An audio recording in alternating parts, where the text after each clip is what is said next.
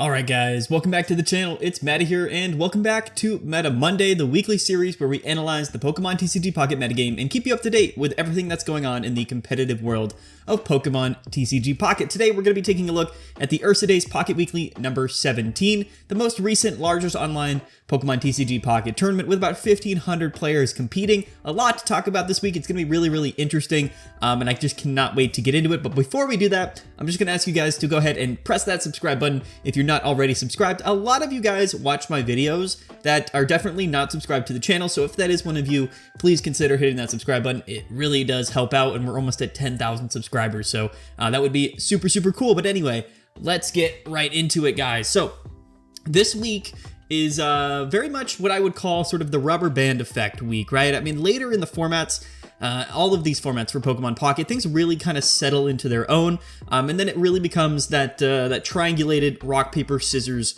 type of, deal here, where at the top of the metagame, very few decks are considered to be at the very top, and then each one of those decks interacts with each other in sort of a cycle, and we've seen that over the last few weeks. So this week, as we see here, looking at the standings, that Darkrai and Magnezone absolutely dominated. Honestly, everybody basically in top, top 16, almost all of the players were either playing Magnezone or Darkrai to some extent. A few exceptions to that, we did still have an Exeggutor and Celebi making it in here at 4th place, and yes, we had a Pachirisu EX get all the way to the finals. Torterra KR from Korea went 13-3 with Pachirisu EX, almost won the entire tournament. This is something that I've actually expected for quite some time now. Pachirisu EX, in terms of the 18 trainer decks, is by far the #1 way to play 18 trainers. It's a very consistent tempo-based deck, very similar to Pikachu in the early days. There's a lot of other really good cards in the format, so this isn't necessarily the most played card or the most played deck in the format, but it's been played enough and its win rates and consistency is high enough where I'm not really surprised to see it make it at least this far, at least once. But yes, Darkrai Magnezone did take the win this week while also getting, 3rd place, 5th place, 6th place, and then all the way down here we have 8th, 9th, and 12th. So a lot of a pretty dominant performance for sure, and 7th as well. This is a little bit different. We'll take a look at this list, but very dominant performance this week for Darkrai and Magnezone. I think it was about time. This has been probably the second most played deck throughout all of the Space-Time Smackdown format, which is about 4 weeks now, or 3.5, 4 weeks. And it makes a lot of sense to me that it would at least win one tournament. And what I was saying earlier, excuse me, with the rebound effect, sort of that rubber band effect, is basically last week Charizard won the tournament. The reason why Charizard won last week mainly was because the week before that, Exeggutor won, and it's sort of this cycle. Basically, a lot of people last week played Exeggutor, and also a lot of people played Charizard to counter Exeggutor. We talked about it in yesterday's video. Really, the only hard counter to Exeggutor was Charizard. The problem with Charizard is that it's very weak against most other decks in the format, especially Darkrai and Magnezone. So this week, since Charizard had won last week's tournament, a lot of people played Charizard this week, therefore really opening up the gates for Darkrai Magnezone to kind of swoop in here. The other thing that we have to keep in mind is that even when Exeggutor was heavily dominating the formats and people weren't really counterplaying Exeggutor quite that much, a lot of people were still choosing to play Darkrai Magnezone. I think people are really high on this deck. By far the second most played deck of this format, like I said, but still, people are just going to end up playing it kind of no matter what. I think it's really kind of solidified its spot at the top of the metagame. A lot of people really do either enjoy playing this deck or really believe in it. So regardless of whether the format was heavily Charizard like this week, which really opens up the room for Darkrai Magnezone, or in previous weeks where it was very heavily dominated by Exeggutor, people still play Darkrai at a very high quantity, which is, again, pretty interesting if you keep that in mind. But this week, everything kind of came, it circled back around, and the metagame this week really shaped up in a way that I think was very advantageous for all Magnezone decks, but predominantly Darkrai Magnezone, the #1 variant for Magnezone. So no surprise here in my mind, honestly, that Darkrai Magnezone placed its way up here into the S tier, or into #1 place. I put it in S tier of last week's final tier list. I just think that it really deserved that spot. Even if it didn't win this week, though, it did make sense, I should say. I mean, if I had to guess which deck was going to win this week, honestly, Darkrai Magnezone probably would have been a pretty high pick for me, just because I just assumed that a lot of people were probably going to hop on the Charizard train, or less people rather would also be playing Exeggutor, since Charizard did end up kind of dominating all of those Exeggutor decks in Top Cut last week. But before we kind of get into the overall metagame and we take a look at the Metashare and the win rates and all that stuff, let's go ahead and take a look at some of these deck lists. And, I like to show them. We've talked about a lot of these decks a lot, right? But things change a little bit, and I think people really get or like they appreciate at least seeing sort of the most up-to-date, most successful version of these deck lists. So here is the number one placing Darkrai and Magnezone deck from this week's tournament. So pretty standard. I think a lot of people are going to be playing Darkrai Magnezone like this. If you're behind the curve, yes, people are playing Kangaskhan and not so much Druddigon right now. I think that Kangaskhan is much more proactive in a format right now. It's got 100 HP, which means that you're always living one hit from an Exeggutor on turn one. If you're going second, you get to attack before them. That means you can also perhaps maybe KO and execute in the active spot if you flip 2 coins with Kangaskhan and do 60 damage. You have that capability. It's just a little bit more aggressive and proactive. And yes, technically, we're missing out on that first turn attachment to Darkrai, but it really doesn't matter that much because most of the time, we're not really going to be going into that Darkrai or attacking with it until turn 3 or so anyway. By then, we should have enough energies rather to, attach to that Darkrai. But Kangaskhan with 100 HP, up to 30 or 60 damage. Sometimes you do 0 damage, but on average, 30 damage for Dizzy Punch. It is a really, really strong card, at least in the format right now. And I think a lot of people are maybe wondering, why not play Farfetch'd or something that does a little bit more guaranteed damage early in the game.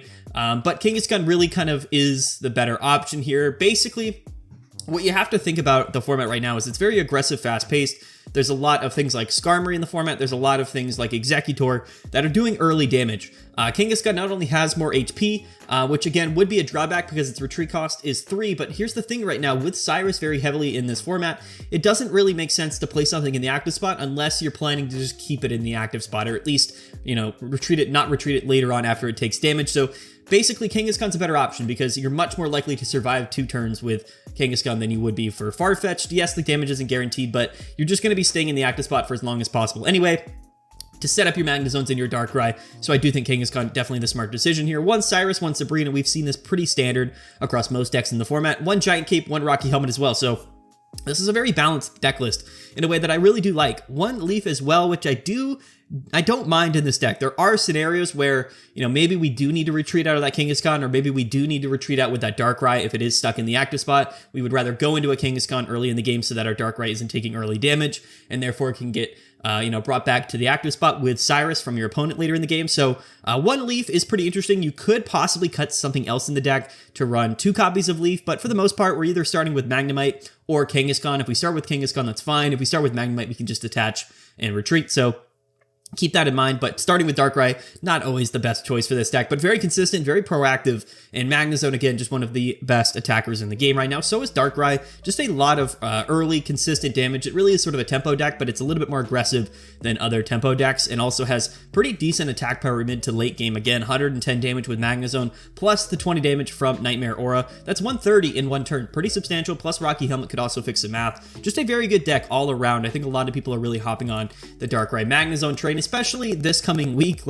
Actually, that's a good point to mention. So I think I may have talked about it in some previous videos, but basically what the rumor is that A2A, the next mini set, is set to release at the end of February, presumably February 28th. Pokemon Day is the 27th, so we don't really know what's going on right now, but it's safe to assume that we will be getting the next mini set around Pokemon Day or at the end of February, which means that this might actually be the last, Ursa Days Pocket Weekly tournament of this format before we get the mini set. So we got to keep that in mind, right? I believe that falls on Thursday or Friday. So we'll have to see if we do end up getting the next mini set before the weekend, which is where the Ursa Days tournaments are. We'll have to see if that's the case. But if it is the case, this is going to be the last Ursa Days tournament of this format, which is very, very interesting.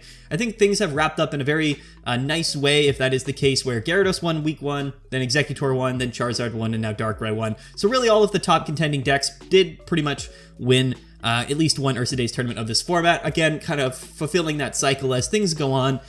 For example, next week, if we don't have a bunch of new cards and things don't get shaken up, I expect a lot of people to be playing Darkrai Magnezone and less people to be playing Charizard. As we see here, Charizard did not perform very well in this tournament.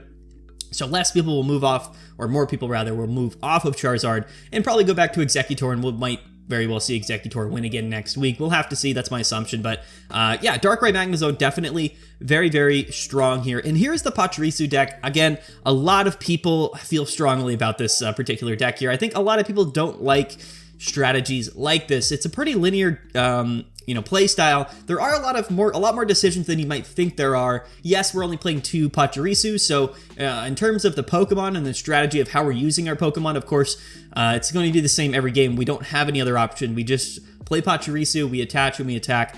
So from a Pokemon perspective, there's not much else to say about the deck. However, when it comes to all of the supporter cards, as we see here, a lot of different supporter cards. We've researched Sabrina, Cyrus, Mars, even a blue in the deck. So knowing when to use your supporter cards, or even knowing maybe what to attach, whether it's Giant Cape or Rocky Helmet, there's a lot of decisions in play for this deck. When to play red card as well. So there are a lot of decisions with this deck, depending on the matchups, right? An early Sabrina might be advantageous to you, or in some matchups it might not be. We would rather hold that Sabrina for a late game win condition, or we would rather play Mars or red card early in the game, or maybe save it for the late game. There are a lot of scenarios that come up when you're playing Pachirisu EX, so it's not as, I guess, simple to play from a matchup perspective as maybe some people think it is, but it is very consistent, and I think that's really the upside with Pachirisu. Like I said, really similar to what Pikachu was in that early Genetic Apex format, where it really just seemed like no matter what, Pikachu was doing 90 damage from turn 2 onward, and it was really, really consistent, and if you were going second, it really was hard to contend with. Pachirisu is very similar. Unfortunately, in Pokemon Pocket, it is random, basically every game. Even in a tournament setting, if you go first or second, even if you went second the first 2 games and it's game 3, you could still go second again, right? It all just is RNG about that coin flip at the beginning of the game. So decks like this that are very, very strong going second, but maybe a little bit lackluster going first, are a little bit RNG dependent just in that fact. It can make things seem a little bit not fun or a little bit unfair if you're going against Pachirisu and they end up going second every game. That could be a little bit of a struggle, right? Because 80 damage turn 2 is pretty tough to contest with, even for the strongest decks in the format. So I really do like Pachirisu. I like the inclusion of 2 Mars and 1 red card. I think that Mars isn't a bad card, but as you see, most decks are not playing Mars in it. Really, the only times you would play things like red card in Mars or are in like an 18 trainer deck where you don't really have as many other options, and they can be useful. They're just maybe not as prolific as something like Sabrina, Cyrus, or the 2 cards, or even Blue or Potion to that scenario. So interesting nonetheless. But it is kind of a fun deck to play if you're really just looking to, make some really interesting plays with, Sabrina, Cyrus, and Mars, and not have to worry so much about your Pokemon, right? But again, another reason why this particular deck is really useful is because Cyrus just isn't really effective against this deck, right? There's never a scenario where, you're able to tag a Pokemon and then force your opponent to retreat and then hopefully win with Cyrus. That doesn't really happen with Pachirisu. You're just going to KO both of them turn after turn, so it really does kind of turn off that Cyrus win condition against a lot of decks, but I like Pachirisu, and again, like I said, I'm not surprised that it ended up at least making it to the finals. I think if it was going to make it to the finals, this would have been the week to do it, mainly, like I said, because a lot less Exeggutor saw representation here in Top Cut, but on top of that, a lot less Charizard as well, or more Charizard we're seeing play in the tournament, which opened up, rather, Pachirisu in the late game, but still pretty interesting nonetheless. Actually, I want to quickly take a look at the matchups that this player faced, because this will be really interesting to take a look at. So okay, so a lot of Exeggutor actually, which is kind of interesting to me, but it did lose to 1 Exeggutor, 2 Exeggutor, and then it lost to Darkrai Magnezone. It beat basically everything else in the format: Palkia, Charizard, other Magnezone decks, Infernape, Skarmory, Darkrai. So I think this was a good week to play Pachirisu overall. This would have been the week that we saw Pachirisu make it at least this far in the tournament. So I'm not super surprised, but it is kind of funny to me that we did see Pachirisu make it all the way this late into the tournament here. Next up, let's take a look at the Exeggutor and Celebi deck that got 4th place here. Pretty standard as well. I do actually like the inclusion of 1 red card and cutting 1 potion in the deck. It's kind of interesting to me. I don't think that red card is as bad as a lot of people maybe initially just assume that it is. I know some people have talked about using red card and how useless it is, especially earlier on in the game, but I really do think that red card isn't bad, especially in a world where we have Pokemon communication. There are times now where those decks that are playing Stage 2 Pokemon oftentimes have a Pokemon communications at hand, or they have like the Stage 2 Pokemon in hand, but not the Stage 1 Pokemon in hand, and they really do benefit from 0 hand disruption by turn 3 or turn 4. It's very likely, again, with the combination of Pokemon communications, that they have at least some way to get those evolution Pokemon that they need. Red card really is a little bit more disruptive and useful in the game right now. But again, in other scenarios, I don't think that red card is that useful. But again, against all of those Stage 2 Pokemon, which again, there are a lot of them, whether that's Greninja or Charizard, which again, Charizard was very common in this particular week of competition, but also Magnezone. Magnezone's everywhere, and Magnezone is a Stage 2 Pokemon. It does require you to evolve, so Red Card can be really useful, especially in the mid to late game if your opponent hasn't already evolved their Magnezone. It can be really, really good in those particular scenarios. But yeah, this is Exeggutor and Celebi. We all know it. Like I said, it didn't have as good of a performance this week, but once we take a look at the metagame, you'll kind of see why. I still think this is the #1 deck of the format. I think that the way that this tournament wrapped up, there just wasn't a lot of Exeggutors really competing in Top Cut, in contrast to how many Magnezone decks, so it really was sort of a mathematical anomaly. But also, I mean, we did see it get top 4 even with its very small amount of representation. Most of them did kind of fall here, just outside top 16. There were still some, but actually pretty spread out. If we go beyond sort of the top 8 or top 12 here, a lot of different types of decks really were represented here. In top 64, which I think that is pretty cool nonetheless. But here's the other one here. So at 7th place here, going 11-3, Sararu, you'll see that this is also Darkrai Magnezone, but it's actually different, categorized differently on Limitless. As we see, it's actually Magnezone and Darkrai EX. So if we go ahead and we take a look at the deck list, you'll kind of see why. So again, just a little bit different. Only 1 copy of Darkrai EX in this particular list and 1 copy of Toro. So that's why Limitless categorized it as Magnezone and Darkrai. So another kind of new flavor. I think a lot of people are maybe experimenting a little bit with Darkrai and Toro or Magnezone, kind of finding out maybe, you know, different ways in which we can kind of play lists like this that could be potentially useful. Again, Tauros has been a little bit disrespected. I think it's not as easily splashable into this format as it was last format, but it is still a good card. 120 damage against most Pokemon in the format. Somebody did note that obviously it doesn't do 120 damage against Magnezone or even Kangaskhan that are in the active spot. And it is a Pokemon that we don't really want to lead with. We would much rather lead with a Kangaskhan or even Magnemite. But like I said, basically in games that go on for a very, very long time, it might actually be better to invest those energies into Tauros than Darkrai EX. It's a kind of an interesting scenario. I haven't really tested it myself in this deck, but I do think it's rather interesting that we at least saw this deck. I think, what does it get? Was it top 8? Did this particular list get top 8? Can we go back? Can we look? Yeah, it got 7th place. So, you know, that kind of just goes to show, right? I mean, I think there's a lot more flexibility in the way that we can play these decks than otherwise thought, maybe? I don't know. We'll have to see. Again, it's not something that I've necessarily tested. I would love to hear your guys' opinions down in the comment section below, but I do think that Tauros is kind of worth running in a lot of decks. 120 damage is 120 damage. We're also guaranteed to live a hit from Exeggutor, so we got to keep that in mind as well. Not a bad card. It really isn't. 3 energies. It would be nice to be able to get those energies on somehow or another, but not a bad card whatsoever. And we also have, what is this? Yeah, Darkrai and Greninja. So, okay. So Darkrai and Greninja's been an interesting deck here. I thought that there might have been an opportunity for Darkrai and Greninja to do exceptionally well in this tournament because we actually have a very good Darkrai and Magnezone matchup. So I kind of expected maybe something to fall into place for Greninja and Darkrai, but this week it didn't necessarily top the tournament or do extremely well, but it did have a fairly good placement, at least 1 representation here, pretty high up in the rankings. And what we actually see here is Kangaskhan instead of Druddigon. I think a lot of people are playing Kangaskhan in Darkrai decks, but traditionally with Greninja, people were still playing Druddigon just because it's a little bit more of a passive deck, and I think that being passive is fine in some scenarios, but you kind of have to go all in on that strategy, and that's where I think Druddigon and Greninja are always a really good pairing, and I think Darkrai goes well with it. This deck was the highest placing Greninja Darkrai deck, and it was also playing Kangaskhan, so we might have to rethink the overall strategy here, and maybe just understand that the combination of Darkrai and Kangaskhan might just be the true combination that everybody you know, is kind of facing right now. I know a lot of people love Magnezone, and it is really, really good, considering that it improves your matchups against a lot of those water decks as well as Charizard. But like I said, if those decks end up really falling off, and we kind of are looking for something a little bit different or more of a counterplay to something like Magnezone, then the Greninja variant is actually quite good. It's a lot better than you might think it is. Yes, Greninja is getting hit for weakness on Magnezone, but we're not really attacking with Greninja ever. We should never really have it in the active spot. We should always have a Kangaskhan or a Darkrai in the active spot. And the combination of the Nightmare Aura plus Water Shuriken, it really does add up pretty significantly, especially with that early chip damage with Kangaskhan if we're able to lead with it. And not only that, we have Rocky Helmet. This copy, or this version of the deck is running 1 Sabrina, 1 Cyrus, but Cyrus is a lot better with Greninja. Obviously, because we're able to target a bench Pokemon with Water Shuriken and basically target it to bring it up to the active spot, right? So we can tag it for 20 damage, but also tag it to bring it up with Cyrus. It makes Cyrus a little bit more consistent. and it just makes it a lot more of a viable win condition.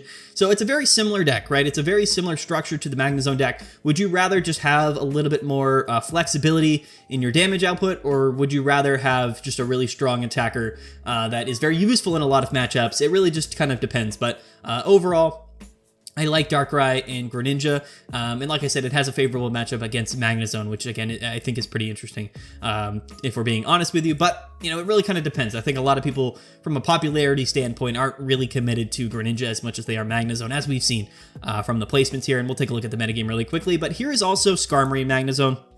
Really quickly, one of my favorite decks in this format right now. Yes, we're still playing Heatran. I've talked about it a little bit. I don't know. And when I play this deck, I don't play Heatran because in my mind, I think it's probably better to be a little bit more consistent in the early game. But Heatran is a pretty strong card, and we might be getting Heatran EX in the mini set. We'll have to see as well. Maybe Giratina is EX as well. That's a side point. But anyway, I really do like this deck. I think that it doesn't have as good of an Exeggutor matchup as maybe some people thought it did. I talked about that in yesterday's video. I think a lot of people played Skarmory maybe as a counterplay to Exeggutor to also be able to run Magnezone but not have a really harsh weakness to Exeggutor. 50 damage can KO executes turn 1, but it really just turned out that this matchup wasn't like super favorable against Exeggutor. It's pretty close to 50-50, but it's not like the most winning matchup, I guess. If it really the only hard counter to Exeggutor right now is Charizard, but this deck actually has a really strong Charizard matchup as well. So I really like Skarmory Magnezone. In fact, I think that it's probably a top 5 deck in the format right now, pretty solidified rather. The number 1 aggro deck, pure aggro deck. You know, it stands to question. I mean, is it better to just run Kangaskhan and then Darkrai? You know, it really kind of depends in a lot of different scenarios. It's rather, if you would rather focus on sort of mid-game damage, consistency, or just really strong early-game damage. 50 damage on your first turn is like crazy. It's the number 1 aggro card in the game right now. So, of course, it's going to have some sort of a place. It also pairs really well with Magnezone. So, I really like the deck. I really do. It's one of my favorite decks in the format right now. And I think that it does deserve to see as much play as it has been getting. But as we see here, getting 11th place and 13th place, nothing really higher than that. And if we go down a little bit, we also have here Hero Blue went 10-3, and he was playing Magnemite with Skarmory and Mew EX. So again, just showcasing a little bit of flexibility in the way that we can build these decks. Really just changing where that Heatran was and replacing it with Mew EX. This should theoretically help your matchup in some of those other matchups against like Charizard, Gyarados specifically. But I mean, Mew EX isn't bad in a lot of matchups as well. There's no reason why you can't just copy a Thunder Blast from Magnezone, or even, you know, the A&E damage attack from Darkrai EX. We are weak to Dark, which can feel a little bit bad, especially in this format right now with so much Darkrai. But Mew EX is still a pretty disrespected Pokemon. I think that it is a lot better than people give it credit for. And maybe it's no surprise that this deck ended up placing so well in a week where a lot of people were playing Charizard. But yeah, interesting nonetheless, I thought, right? For sure. We did also have a Weavile and Darkrai making it here into 18th place. And this is, again, one of my favorite decks basically in the game right now. I think that it's a lot better than, again, maybe people initially think it is. Maybe people understand how good the deck is. I think that if we weren't entirely weak to Grass, and the best deck in the format right now was Grass, I think that this deck would have a much better opportunity to be one of the top decks in the format. I think that it's very, very consistent, very explosive in the early game, while also having some decent mid-game pressure as well. I just think that the deck functions extremely well. I love the Dawn combos. I love Rocky Helmet. I love, you know, turn 2 Scratching Nails, 90 damage with the Dawn combo. It's just really, really, really strong.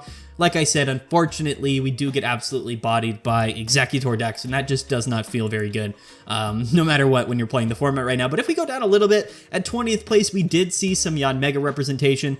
Yanmega's fallen off a bit. I know, like, we were really high on Yanmega. This actually is playing one copy of Yanmega EX and one Celebi EX, so it's not even fully Yanmega. It's just a combo of the both. Again, I think Yanmega EX is really, really strong against Darkrai and Weavile. It just kind of ended up that most Darkrai decks were just playing Magnezone, and Yanmega EX just happens to be weak to Electric. It's very much a downside. That's 110 damage for Magnezone, really 130, plus the attachment to Darkrai for Darkrai. That's 150, and that's just enough to one-hit KO your Yanmega EX in one turn. Just feels really quite bad.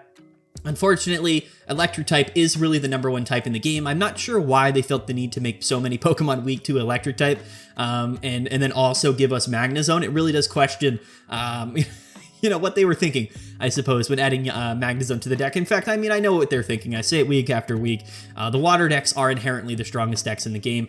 There's just no place for them in the format because Magnezone is so common. I think that's really what it comes down to. I know a lot of people really don't like Magnezone and how dominant it is, But the reason why Magnezone is so dominant is because we have to keep those water decks in check.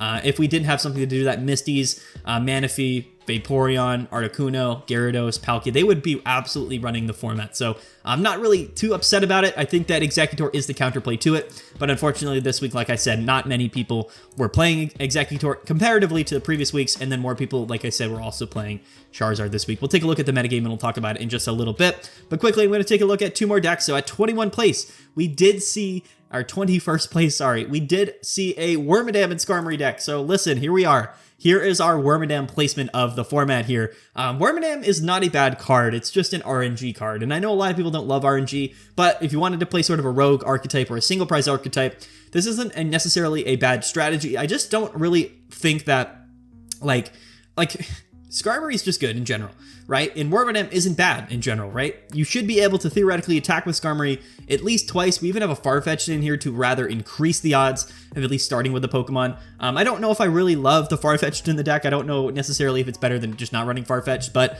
either way, theoretically, we should be able to get, a couple Skarmorys off early in the game, maybe take a KO or two, and then basically go into Wormadam, which, has the potential to one-hit KO a lot of Pokemon in the game, but also gets one-hit KO'd pretty easily. 110 HP is nothing to scoff at, but 50 damage, you flip a coin till you get tails, 30 more for each heads. Technically speaking, if you flip 2 or 3 heads in a row, you are one-hit KOing a lot of Pokemon in the game right now. Plus Rocky Helmet and Giant Cape, all really, really good cards. That is going to bring Wormadam up to 130. Technically, we are living an attack for Magnezone, but not along with a Darkrai attachment. That's 130 exactly.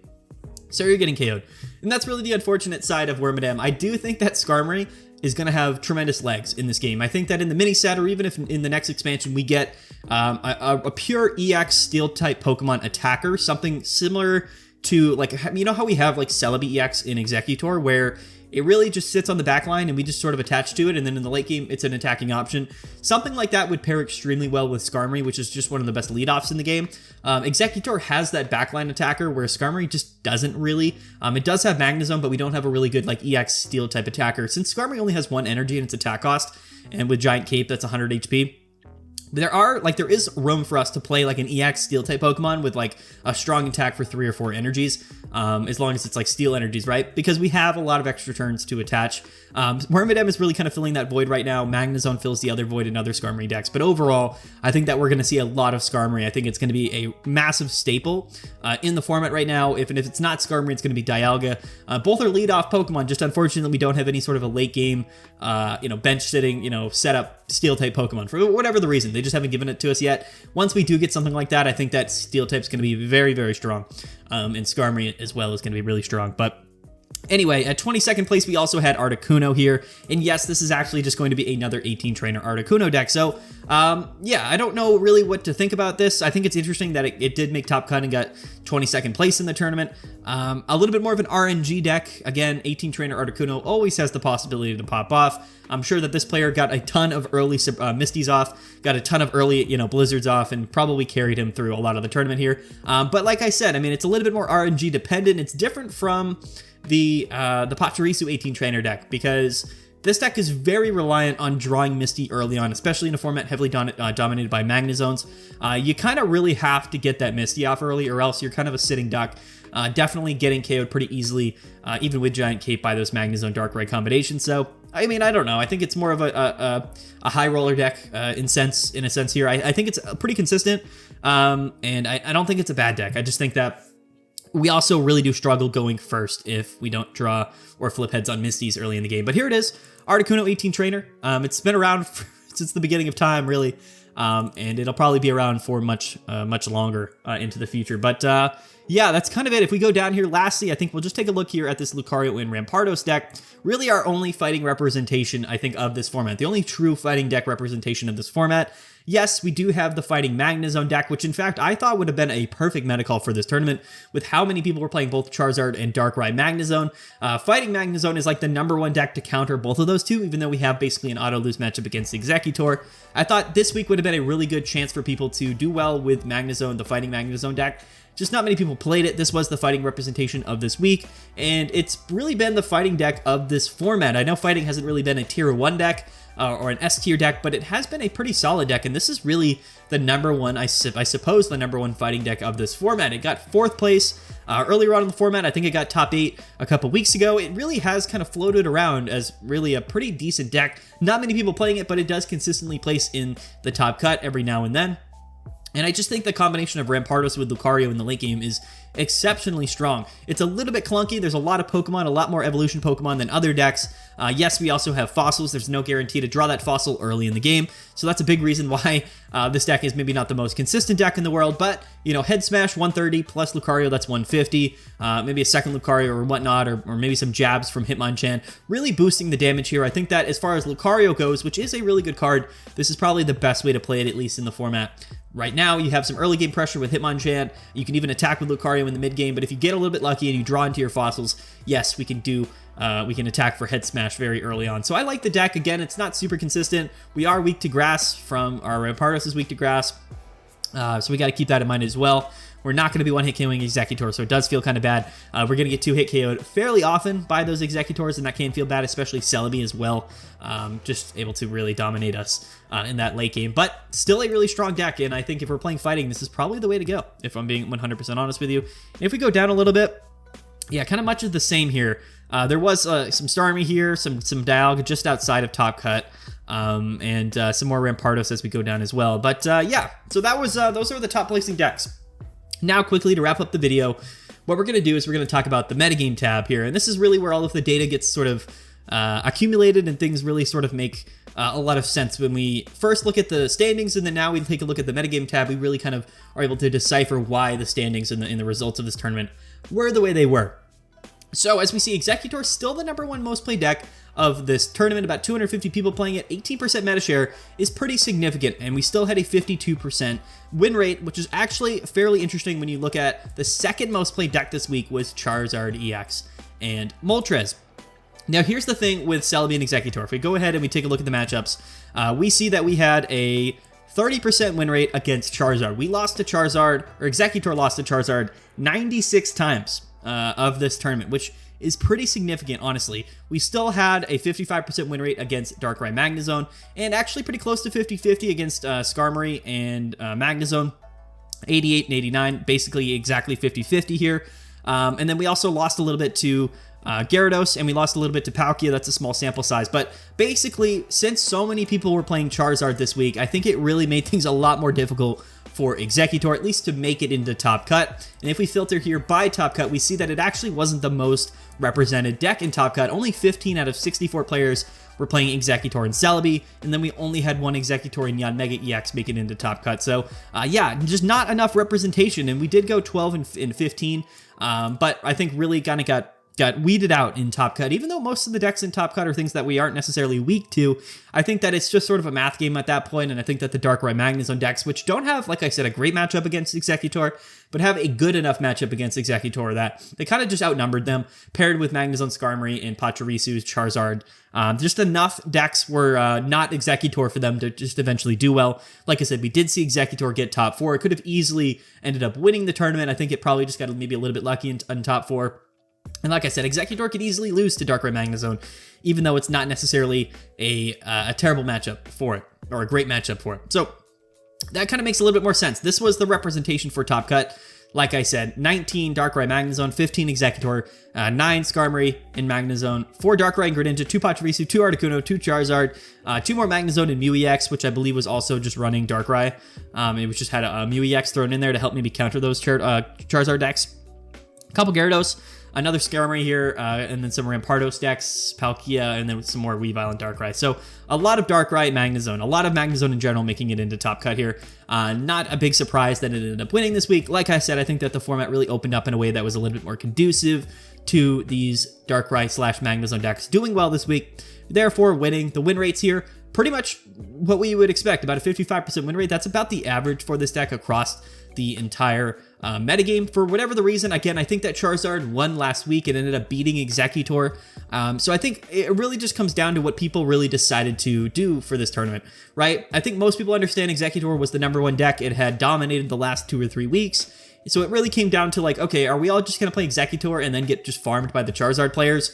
Or would we rather play Darkrai Magnezone, really test our luck against the Exeggutor players, but maybe capitalize on a lot of the Charizard players that are inevitably going to do pretty well in this tournament? And that's what happened this week. The other thing with Darkrai Magnezone is that it's floated around 10% Metashare. Basically, like a little bit of the Darkrai Magnezone players have swapped to Magnezone and Skarmory, but for the most part, Darkrai Magnezone has been very consistently around 10 to 15% of the Metashare week after week. People are just deciding to play it no matter what. They're pretty adamant about that. And like I said, I think the results this week really come down to Charizard seeing a lot of play. 165 people playing Charizard is crazy for it to have a 43% win rate. But you know what? That's just how it goes. I think that the scales just tipped a little bit. Like I said, that rubber band effect came into play. Still a lot of people playing Exeggutor, but more people just swapping into Charizard to try to counter the Exeggutors, therefore kind of getting farmed by all of the Magnezone players that are still lurking around in this format. But yeah, and that's really what the format is kind of looking like right now. If we take a look here, of course, Exeggutor still remaining, even with all of the Charizards, 52, 51% win rate. And then we have the Darkrai Magnezone deck, 55, Skarmory Magnezone at 53% win rate, all very respectable appearances here. Darkrai Greninja struggling a little bit. I think this kind of makes sense with the two most played decks being Charizard and Exeggutor. Yes, we do well against the other Magnezone decks like Skarmory and Darkrai. But the two most common decks in the format are things that we're not necessarily super strong against. And I think that's not going to change really anytime soon. So I would expect maybe some people to move off of Darkrai and Greninja. The way that the format really shaped up, it's just not super kind to it. So 47% win rate, and only 45% of people winning when they play Gyarados as well. Still people play Gyarados. Gyarados is another one of those decks that people just still enjoy playing, or rather are just kind of stuck on. Maybe they don't have all of the new cards. Maybe they just are really happy playing Gyarados. I don't know. Whatever the reason is, it's not a bad deck. In fact, it did win the first week of this format, so you got to keep that in mind as well. Palkia, again, floating around 50%. Pachirisu, 50% as well, which is actually a bit lower than it was in typical weeks. And then everything basically down here was lower than 50%, which is pretty standard other than Rampardos and Lucario. A small sample size, 37 and 32 as a record, but keep in mind, and of course, this Magnezone Darkrai EX deck at 57. It's practically the same thing. In fact, we're just running like Tauros or Mew or something aside from two Darkrai, but very much similarly the same deck. And here is Wormadam Skarmory, only 40% win rate. Did make it pretty high up in the tournament though, so shout out to them. But yeah, so that's kind of, that's the metagame tab. And like I said, I think that the standings for the tournament, as we see them here, make a lot more sense when we go ahead and we take a look at the metagame tab. And it's just why I kind of, leave it for the end, because it kind of really does solve a lot of those questions. Now, looking forward to next week, like I said, I think a lot of people are going to recycle through. Like I said, I think that next week is just a great week to be playing Exeggutor again. Less people will play Charizard, seeing how it performed this week, which is not very good. A lot of people see Darkrai Magnezone, so I think that a lot of people will probably go back to Exeggutor next week. Really going to open up the avenues. We'll have to see. I think that things are becoming a little bit predictable in terms of the cycle here and the the rock paper scissors-ness of the format. We'll have to see exactly how things pan out. But like I said, next weekend we might have that mini set available to us, so there might be a lot of new cards. So things could be entirely different. We just don't know. Nothing's been announced yet, which is really interesting. Normally we have a week before the announcement, but like I said, I think some people are just a little bit skeptical that we're gonna have 7 days of notice before the set comes out, because it's supposed to come out on the 28th. Pokemon Day is the 27th. It could be a scenario where we just get that announced like the day before and then it drops the next day.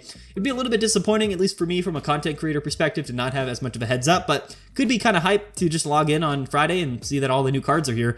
But we'll have to see. Definitely stay tuned to the channel, therefore, kind of keeping up to date rather with all of the new cards, updates, the metagame, and all of the best decks, which is what we do on the channel, right? We keep track of all of that. And if you want to stay up to date on the metagame, and if you enjoy these videos, or if you enjoy, the Meta Monday or the tier lists on Tuesdays, or anything that we do on the channel, if you're a regular viewer and you're not subscribed, I highly recommend subscribing. It would mean a lot to me, and it would help out the channel a lot. But yeah, let's wrap it up here, guys. Again, thanks for watching. Have a good one. We'll see you tomorrow.